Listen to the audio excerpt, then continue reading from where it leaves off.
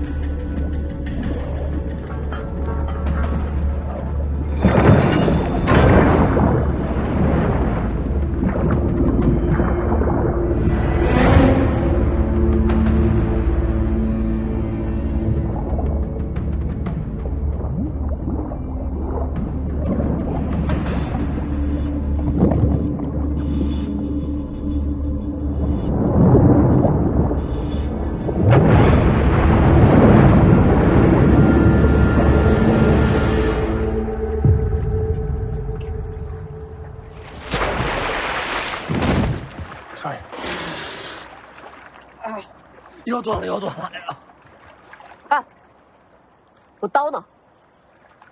蝴蝶老魁那儿呢？我看他的意思，他想自己砍开。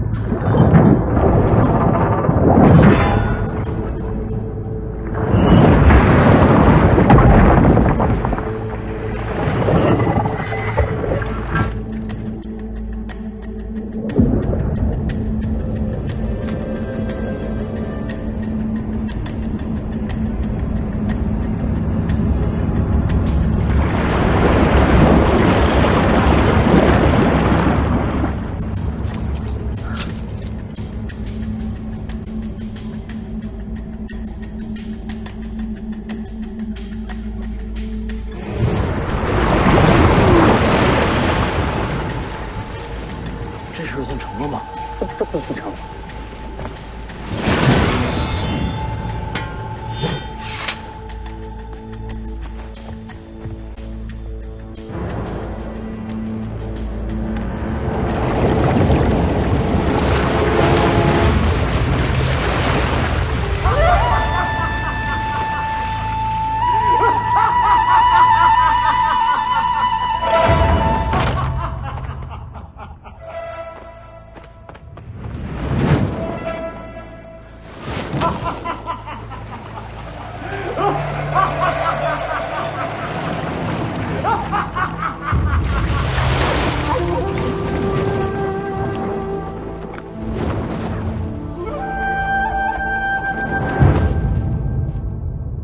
给我回去！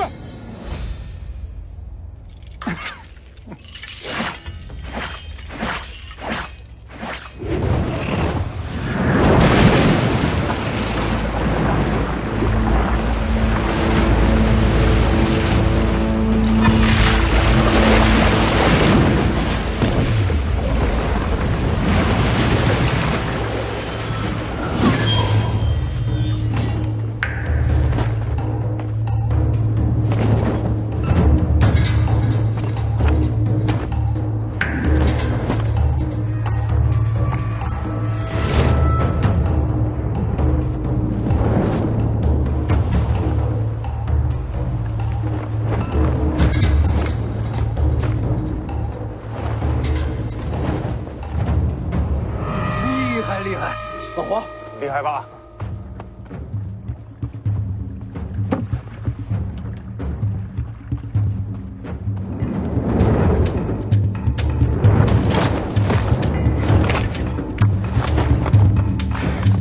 李义山还活着吗？在水里待了那么多年，还能说话？哼！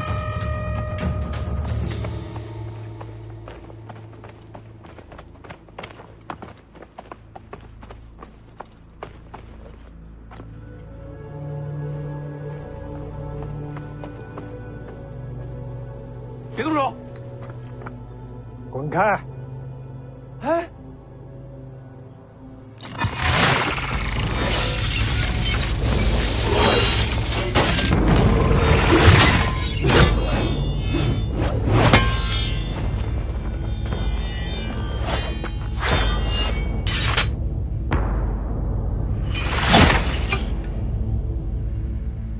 小家伙，别找死！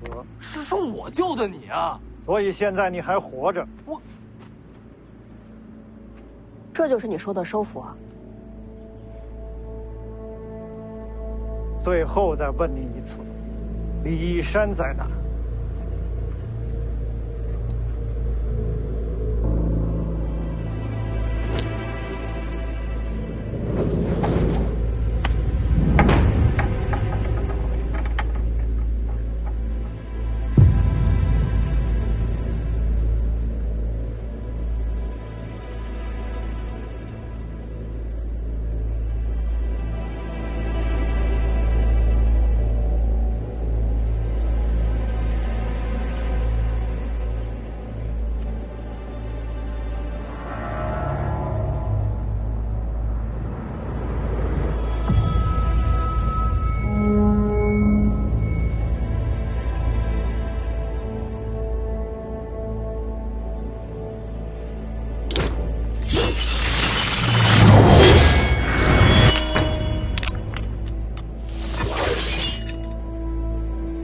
李义山，你活着就好，不然我这仇都不知道找谁报去。李义山，当年的无双国师，他不是已经死了吗？他是你师傅。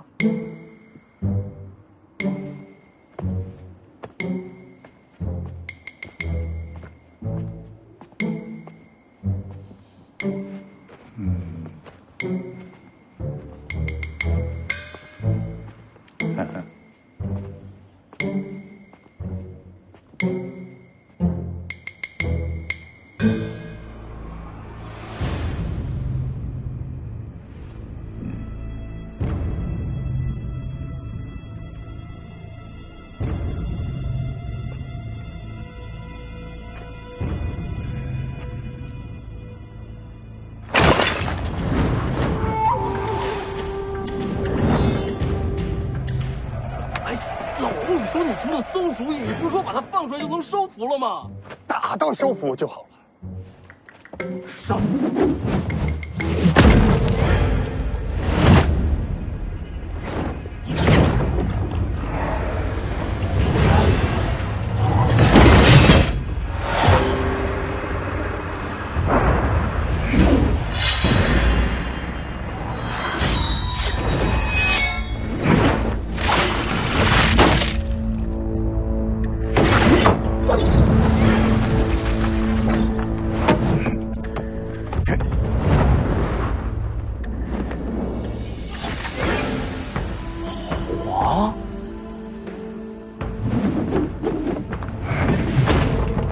剑九皇，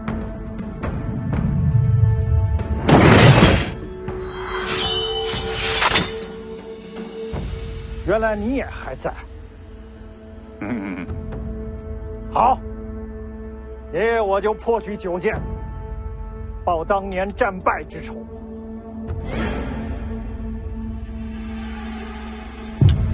剑一，龙蛇。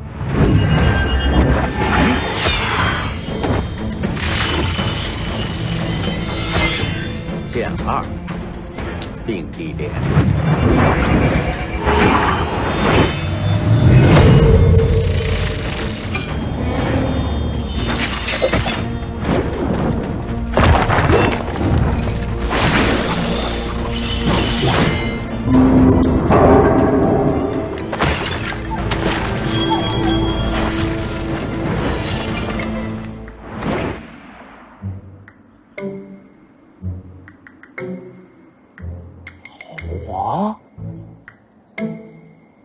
哎，等等，还没完呢。当年是我把你打落湖底的，今日结局还是一样。剑山3金。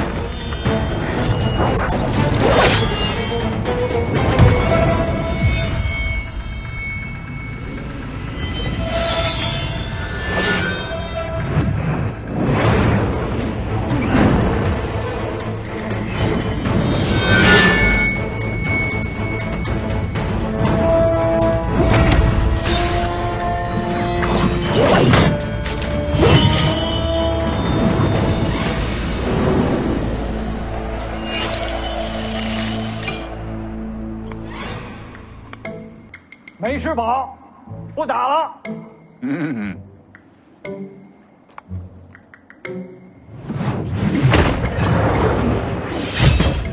老黄，你。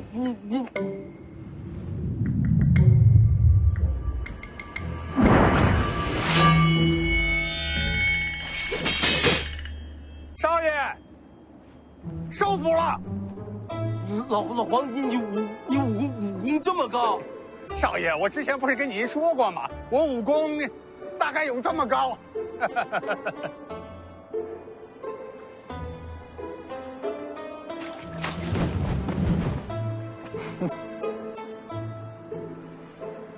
人家邓太阿手里就一支桃花，这剑九皇的剑匣子里可全是名剑。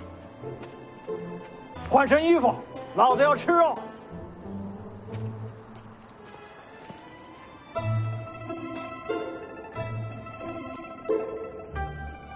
你是剑九皇，你知道他？近50年用剑高手，除剑神李纯刚之外，只有2个，一个是桃花之心剑神邓太阿，再一个就是他了。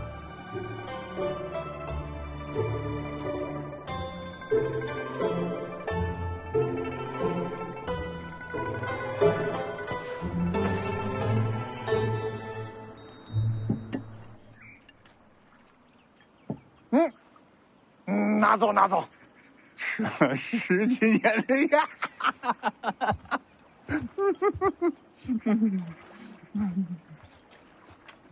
不打了。那我就先去睡了。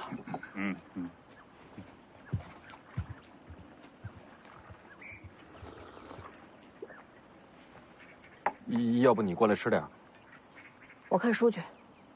哦。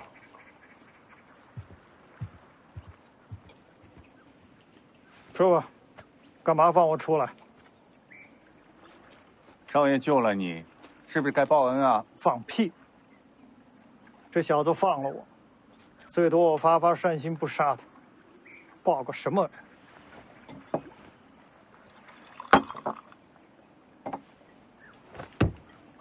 不报恩，再把你打回湖底。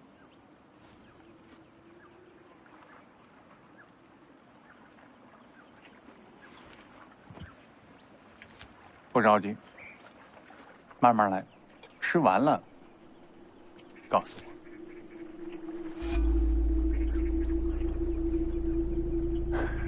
少爷，你肉你得趁热吃，凉了就不好吃了。来。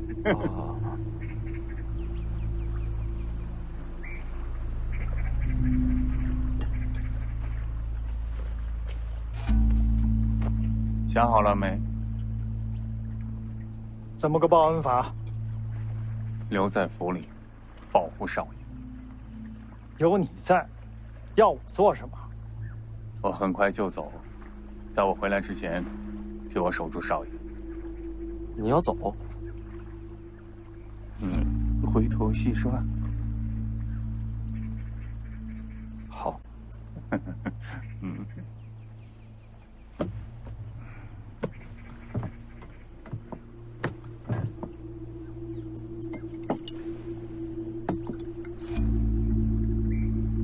行不行？你多久回来？最多2个月。好，2个月之后你不回来，老子要走人。行。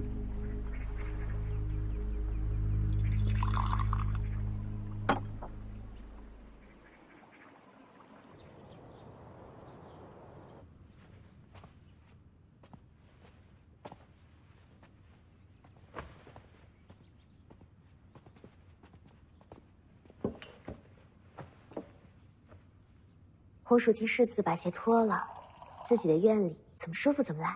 我自个儿能脱。那要我们有什么用啊？青娘，有了老黄和胡迪老奎，你就更不用做死事了。以后给我安安心心的做个丫鬟。世子对青鸟可真好。你也一样。遇到危险给我躲得远远的。我院里的，一个也不许死在我前头。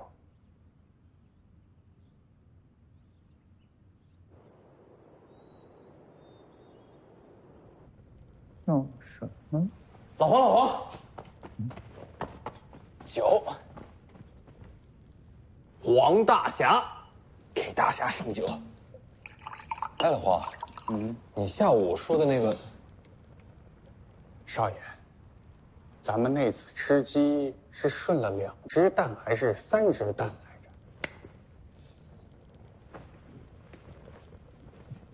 着？3只。就说是3只。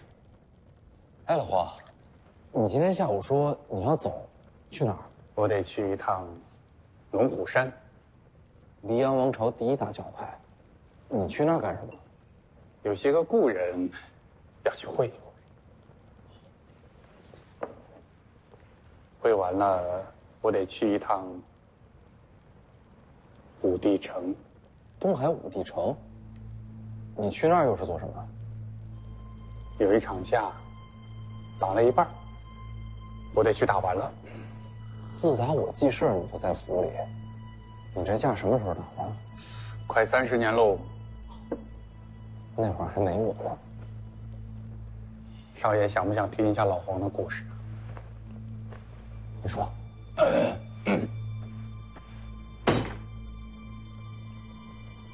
其实也挺简单的。我最早是个铸剑的，铸啊铸啊铸啊铸啊的，突然有一天悟了剑道，成为了一名剑客。这也能行？运气好啊！你接着说。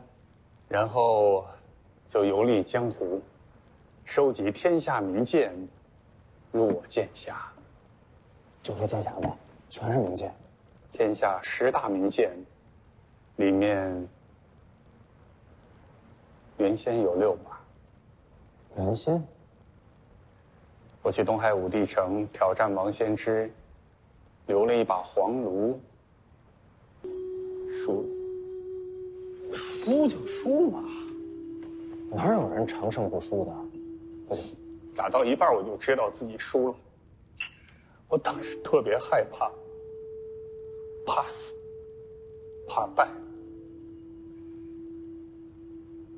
后来我就逃了。离开武帝城之后好几年了，我天天做噩梦，梦见我被王仙芝打败了，丢了性命。少爷，您知道我为什么来北凉吗？北凉离东海很远的，我就像老鼠一样一直躲，不敢去面对武帝城，不敢去面对王仙芝。本来以为这辈子就这样了，直到跟少爷游历了这3年，我才过了这一关。跟这3年有什么关系？少爷，您不会武功，这3年你没躲过，没退过，没怕过。怎么说呢？我突然觉得我什么都不怕。失败啊，死啊，也就那么回事儿。我终于可以面对那个在我胸口压了30年的无敌城，我终于可以去面对心底的王贤之。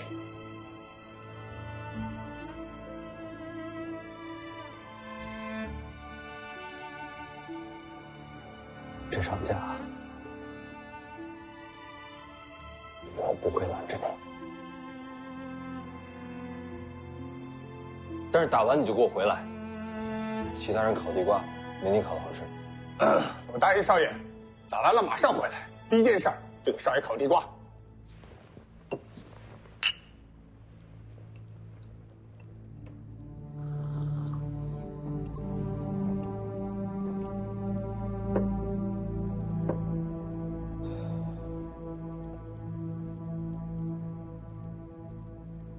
哎，那你不是要去武帝城吗？之前还去龙虎山干什么？做买卖。跟龙虎山的人做买卖。龙虎山里边有个老家伙，一直想试探一下王先生的底细，但是他根本不敢出手。那知道我要去迎战，欢天喜地的要在旁边观战，这不就是买卖吗？就是那个，反正这场架也不打，不如顺便跟龙虎山要点东西。那当然了，雁过必须拔毛啊！你要什么东西？保密，少爷以后会知道的。老家。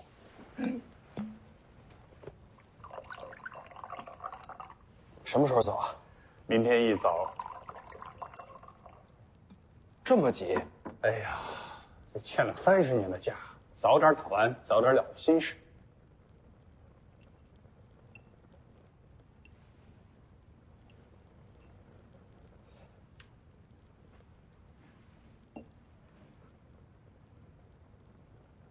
老黄，嗯，你那首歌怎么唱的来着？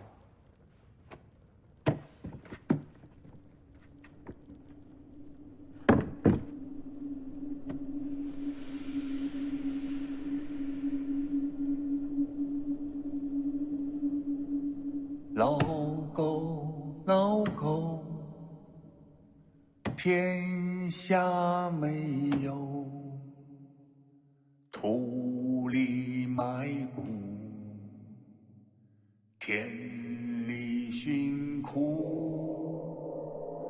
老狗，老狗，天下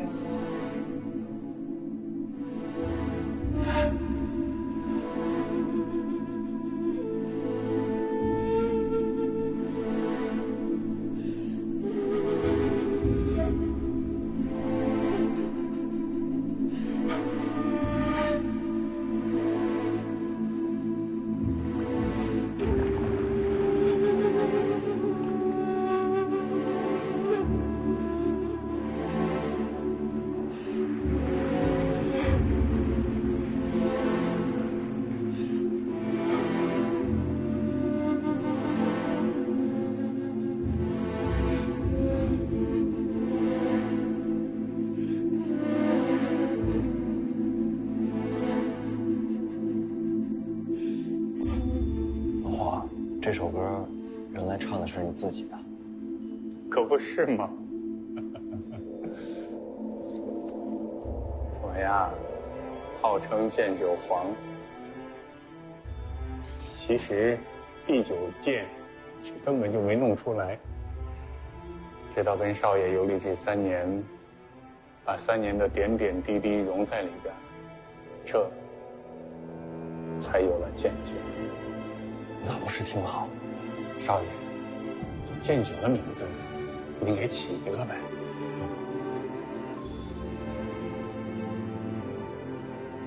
咱们这3年能走多少路？来来回回的，怕是有6000里。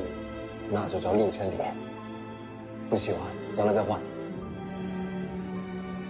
就这个名字，剑九6000里。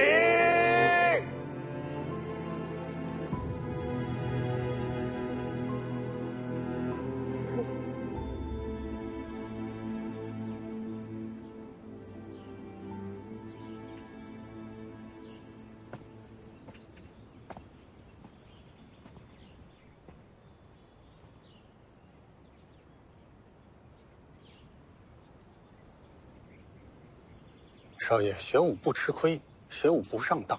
说了多少次了，不学，就是不学。真不学，回头遇到什么难事儿，我这有4个字还是挺管用的啊。这个我也知道。风紧，扯呼。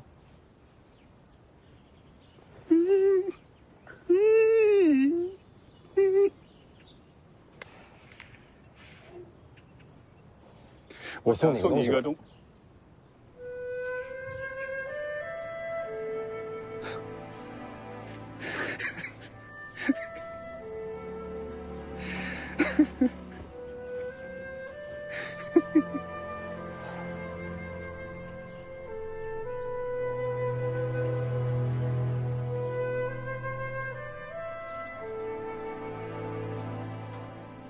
这盐好吃。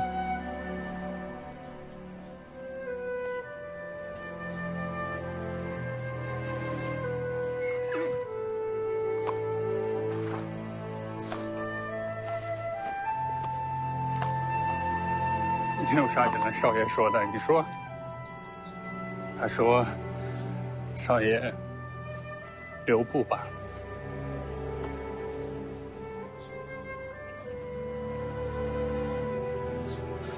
走吧，我送您出城。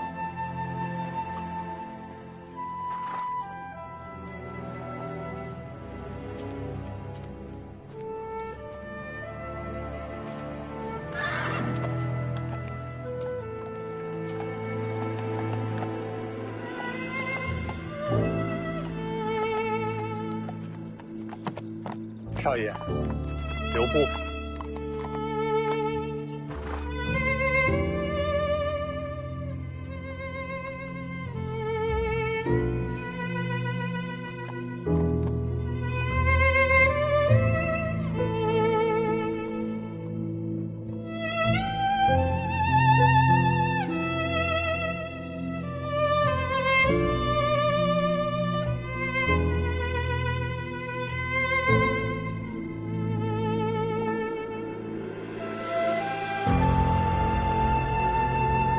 那王仙芝厉害吗？天下第2。那第1谁啊？他自称第2，天下也就没那第1。嚯，那你能赢吗？管他的，这输也好，赢也罢，这欠了30年的架，这总得打完。打完你就赶紧滚回来。少爷，等我回来，带着东海的酒，咱俩一块儿喝。行。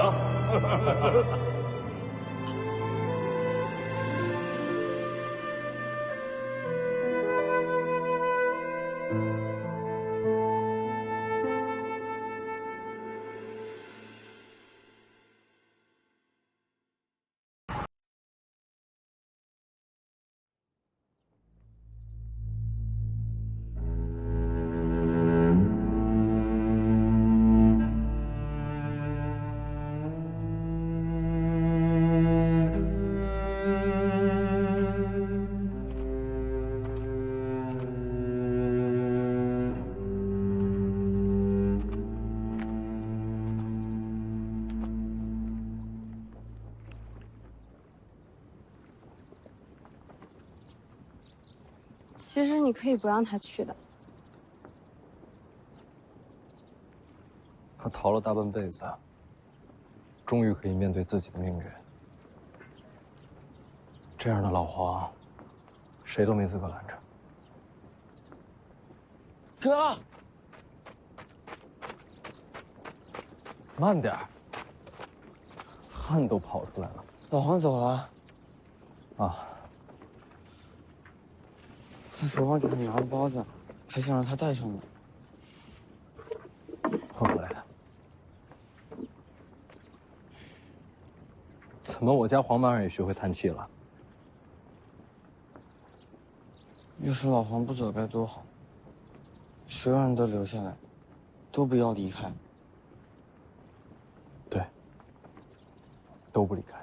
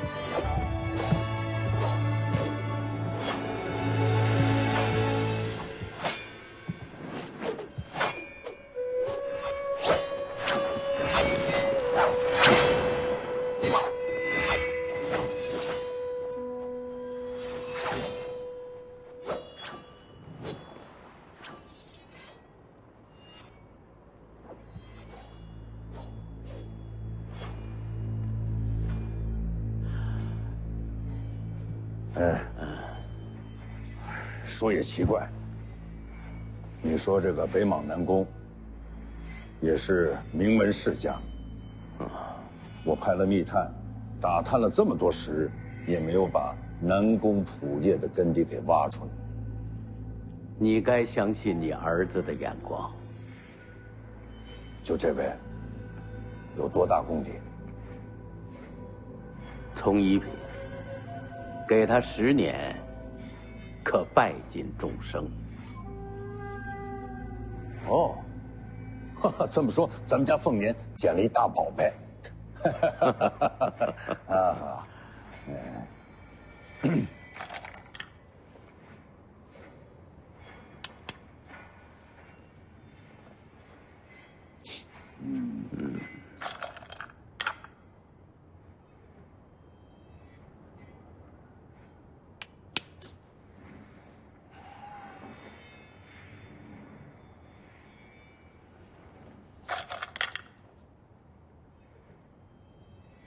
我下了。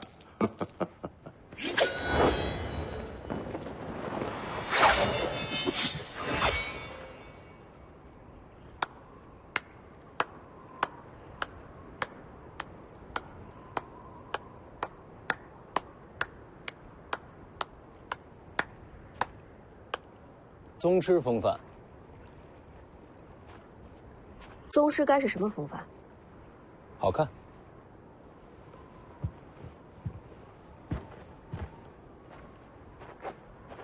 今日不该是你的籍贯之礼吗？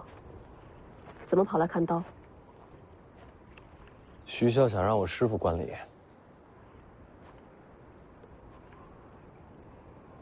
会下了吗？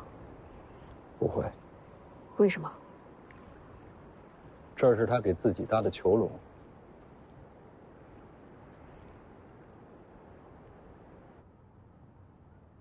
天下乱战已经过去了这么多年，你何必再纠缠往事啊？你还记得当年天下人是怎么说我的吗？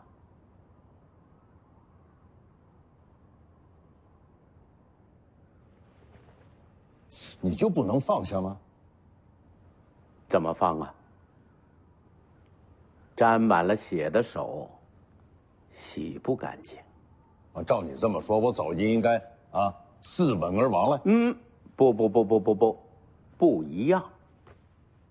我当年是为了不再乱世，拾起了刀。现在呀，黎阳一统，我的事已经做完了，而你的事却没做完。北凉上空，这徐自齐还不能落下，所以你不能停步，还得接着走下去。你比我辛苦啊！你就自己躲清闲吧，把他们最难的路留给我走了。我还帮你教儿子呢。教你？啊？教的确实不错啊。下去吧。凤年，籍贯之礼，别耽误了时辰。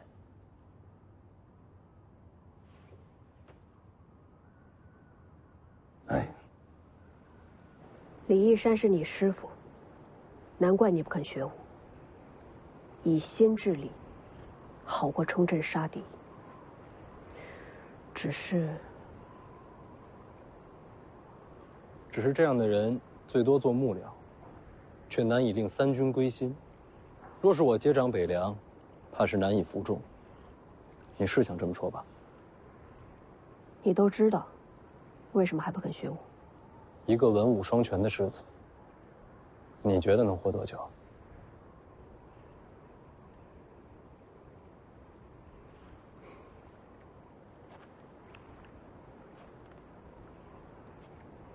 所以全天下人只知道你好色、荒唐。废物，命长。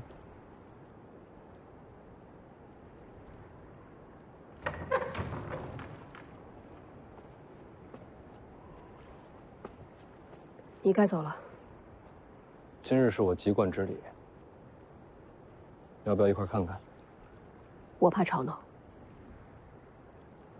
行吧，走了。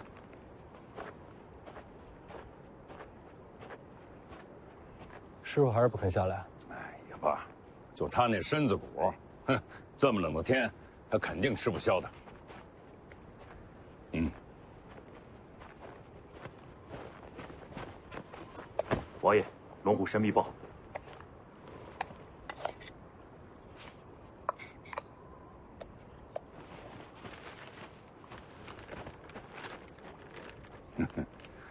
老黄已经离开了龙虎山，正在前往武帝城的路上。早点打完，早点回来。东海王先知，岂是凡人可敌的呀？啊，今天是你的籍贯之礼，不说这个，走。等等，宗庙是在这边。我知道。籍贯之礼应该去宗庙才对。我给他改了，按照古制要祭天地、祭先祖，都不用祭。不祭天地、不祭先祖，那去哪儿行籍贯之礼？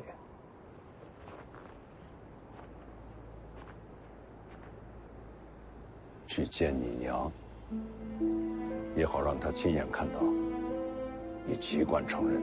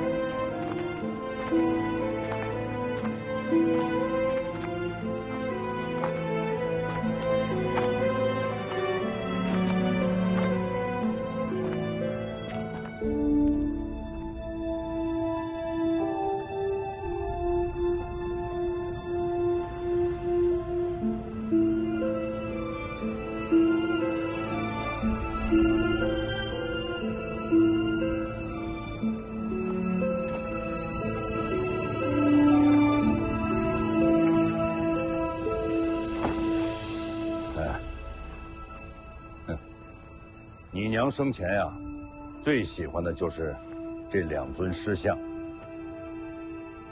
那边是你的2个姐姐和黄满儿，只有你在这一侧。你娘对你的宠溺偏爱，从未有过止境。都说我徐骁是一个疯癫残暴、不识礼数的粗鄙之人。我认了。今天你的籍贯之礼不祭天地，只拜你娘。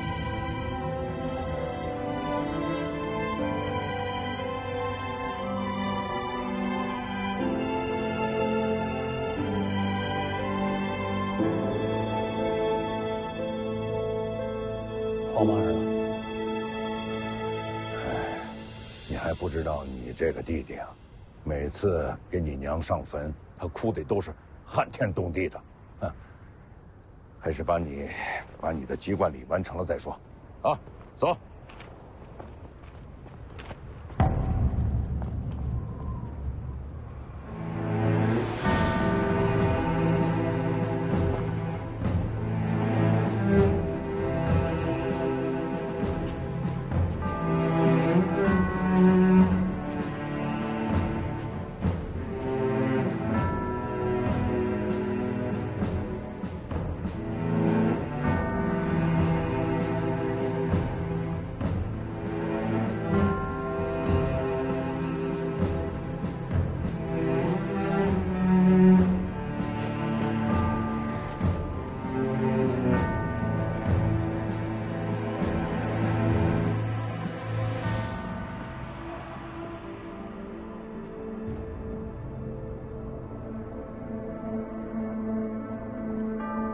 诸子籍贯便已成人，你也可以感到欣慰了。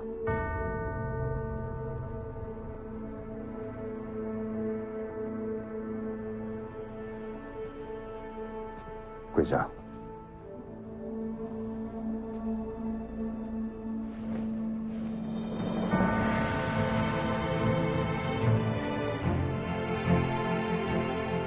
取冠一服。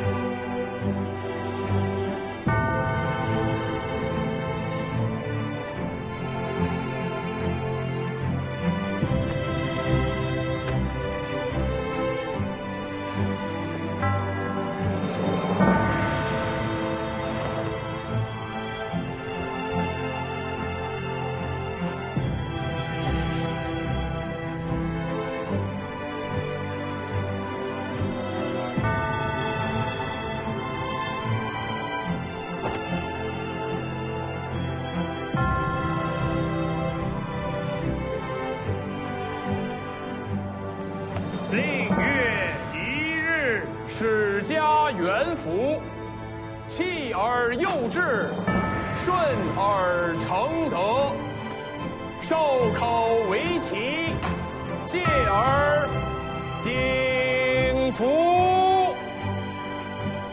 京城上下都盯着你这一关呐。此冠视为古制，今日之后不可再戴。这一冠后，可入仕，可治人。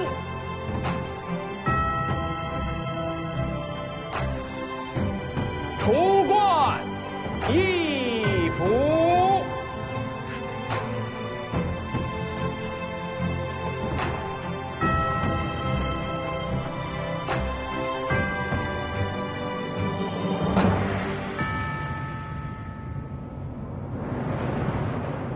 归。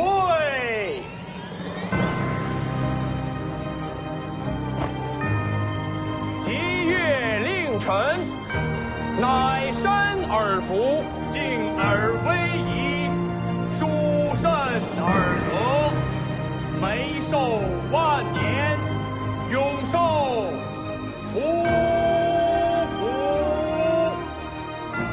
提鞭乃是诸侯大夫之冠，又带兵士田猎之权。这一冠后，便可入主军营，执掌兵权。北凉35万铁骑，都等着这一冠。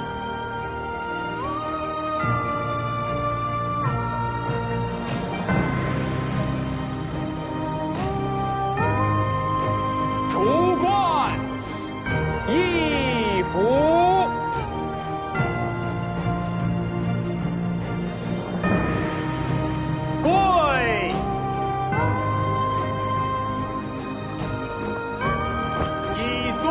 正以月之令，贤家而服，兄弟俱在，已成厥德。黄狗无疆，受天之庆。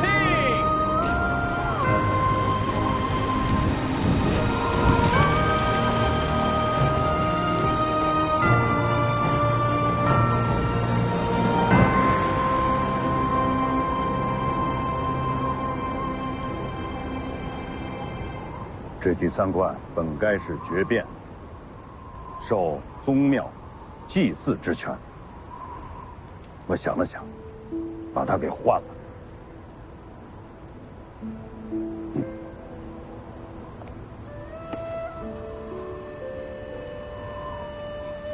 此冠不合礼制，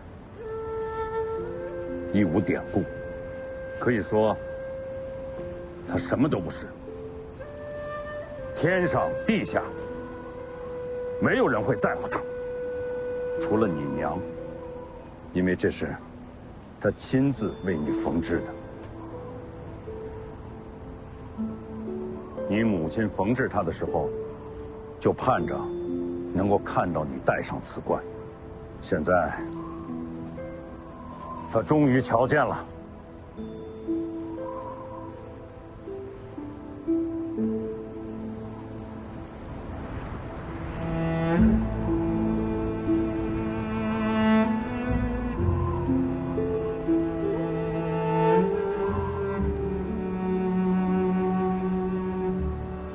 入世封侯，执掌千军，固然很好，可再好，也比不过他。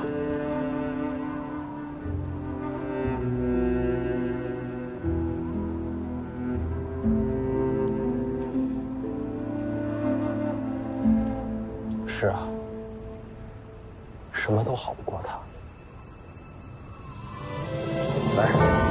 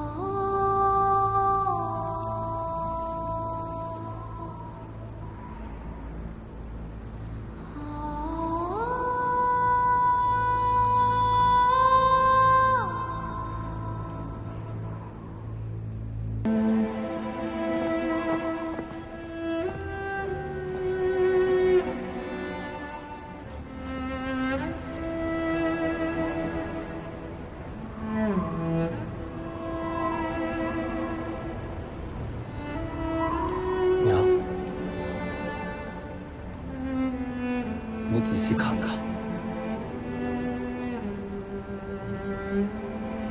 凤年长大了。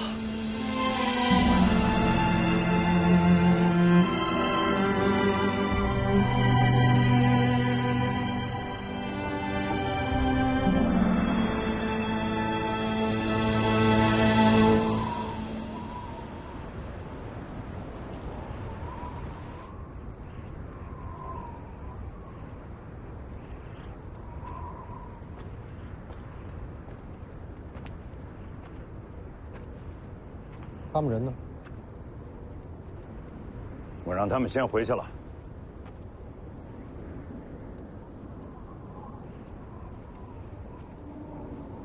在看什么呢？天下这么大，啊，站得这么高，还是看不全呢。或许本来就看不全，或许站得还不够高。 还嫌爬得不够高啊？站得高点儿，看得也清楚。山底下风景也不错。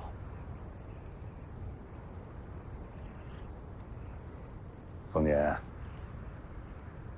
按古里说，行过籍贯之礼，你就算是长大了。又想劝我接受北凉？啊不急啊，这事儿你可以慢慢的、仔细的去想。那你想说什么？我是想说，在今天之前，你还是个孩子，是，年轻真好，啊，但就是这个眼光行事不够周全。不过也没什么，我这个当爹的呀，就好比是一把大伞。 啊，把那些风霜雪雨，替你挡得远远的。所以啊，你做不了的决定，当爹的替你做。什么决定？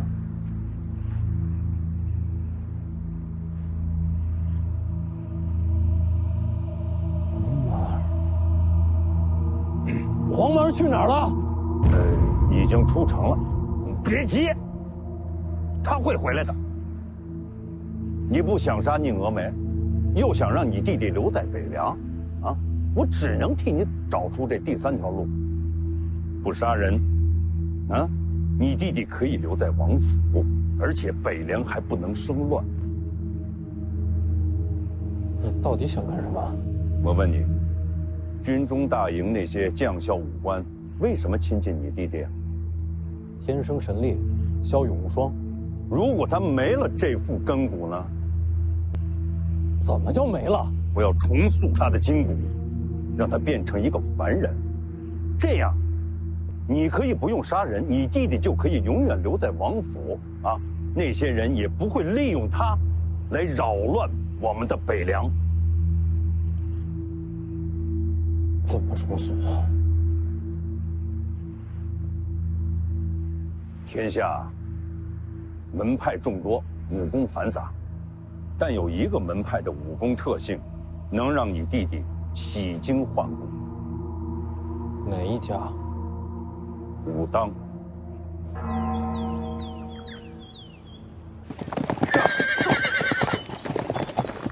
这。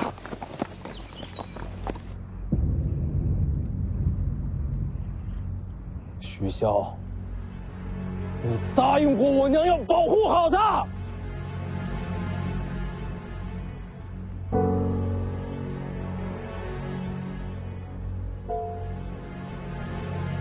我答应你娘，是保护好你们。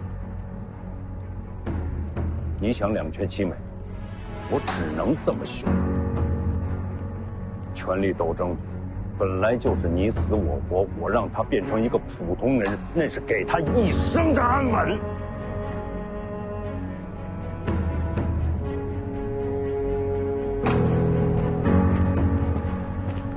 嗨，要想让黄满儿留在北凉，只此一路。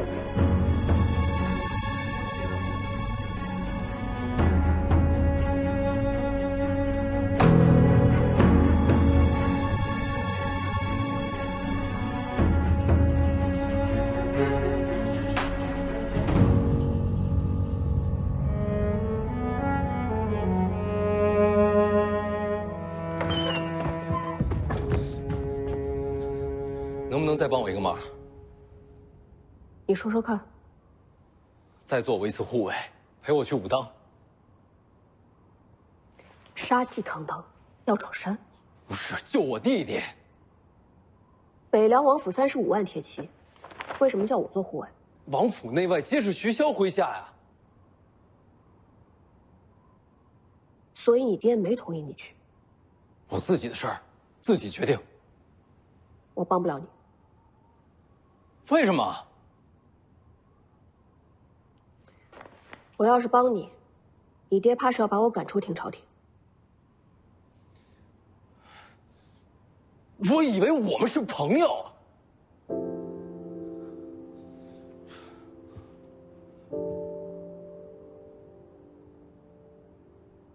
你知道我为什么要留在廷朝廷吗？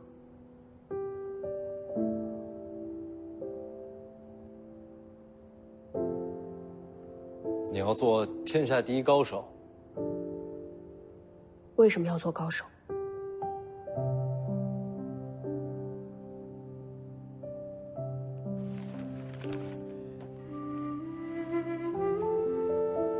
因为只有这样，我才能完成自己用血写下的誓言，为逝去的人讨回公道。这是我活着唯一的目标。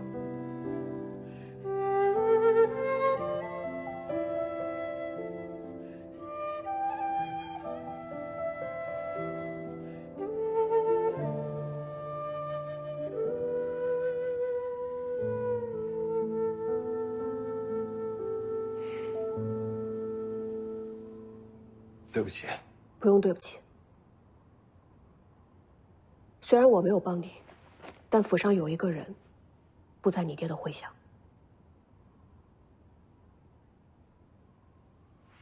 水里出来那个。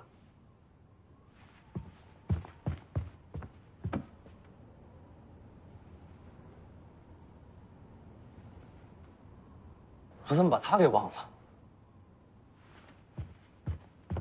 多谢。等等，秀东借你防身，回来还我。我不会武功，怕辜负了这刀。就当是朋友，尽的心意。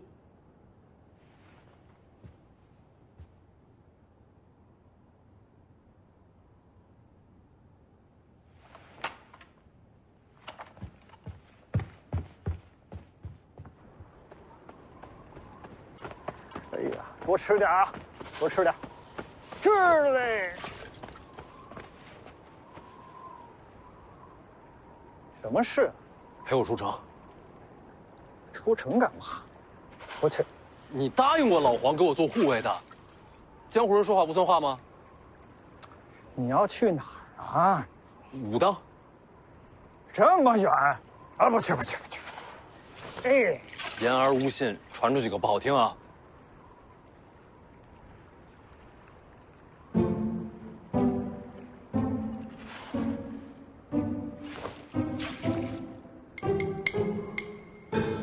都是朋友。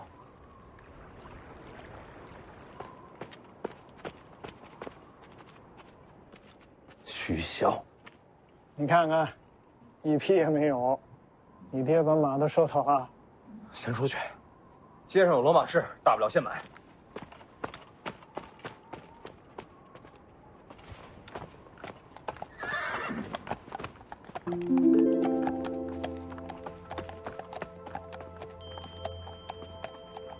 你爹突然传令，所有战马运到兵营，我就猜到你要闹事，劫了2匹马下来，要借吗？2贯钱。我可说清楚啊，以你爹的手段，灵州城内你保证1匹马都买不到。谢谢啊。说了要钱的。知道，2贯钱回来给你。我可不是要帮你啊，你离开北凉最好，见不到你我才轻松。前辈，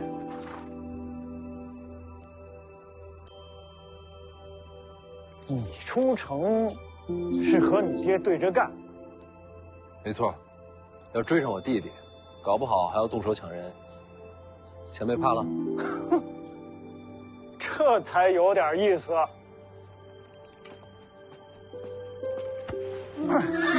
走。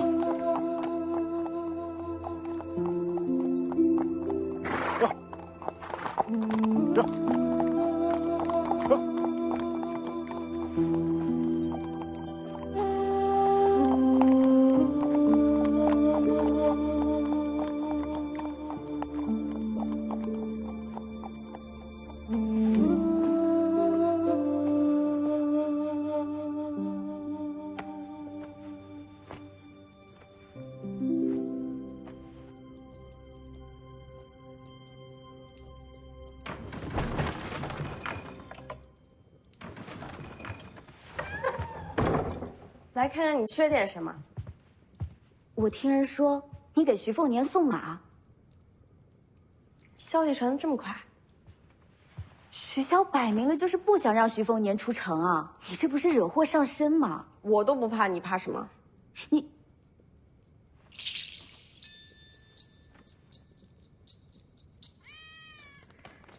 怎么？你们2个势不两立。这家伙太贼了，每次都杀不着。您居然还没事？怎么没事儿？动刀不中就得罚钱。你为什么要杀他？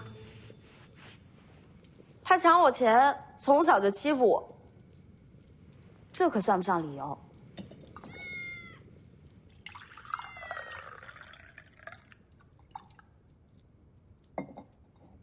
大概是为了让他事先习惯起来吧。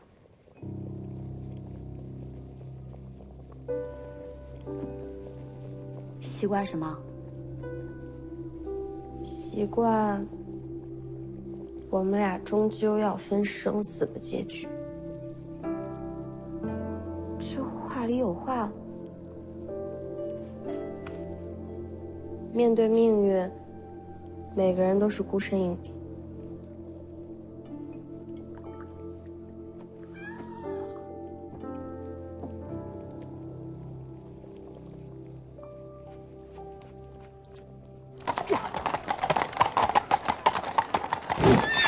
把城门打开，奉子婴受命封城，若无军令，任何人不得出城。你知道我是谁吗？王爷的命令里说了，尤其是世子不可出城。要不要杀出去？他们也是奉命行事，不应该付出性命。换个城门看看。徐骁不会留这样的漏洞。那就找熟人走人情。我算是明白为什么徐骁要让楚如山送黄满去武当了。你爹把什么都算死了，一点机会也没给你留。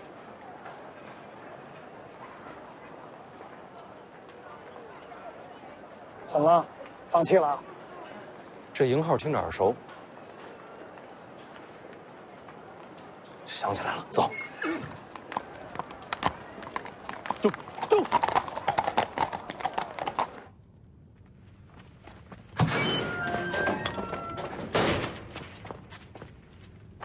世子又来了。灵州城外，我是第一次见你。是，当时在下奉命接世子回城。当时你报了名号，凤子营是你麾下。没错。走。哎，干什么？帮我开城门。城门怎么了？你家凤子营现在正在封城。为何要封城啊？徐骁的命令。既是军令，自当遵从。我不去。他要毁我弟弟根骨。小王爷，能不能救他，现在就看你了。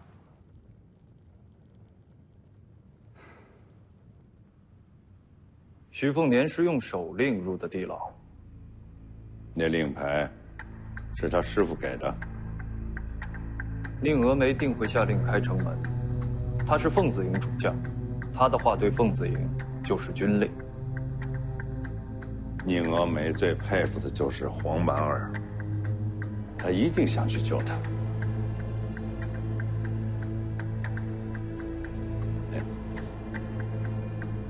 你还追得上吗？追得上。